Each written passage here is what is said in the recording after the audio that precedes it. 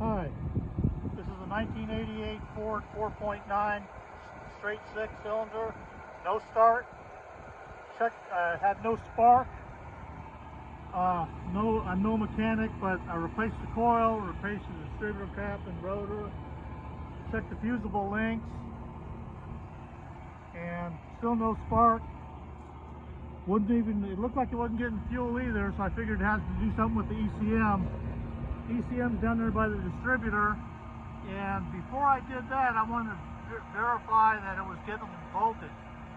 But while doing that, I noticed there was a bunch of loose wiring here with mouse damage on it, and I re-spliced the bad connectors. That still didn't do it, but I found this one wire here that was bit in half by a mouse.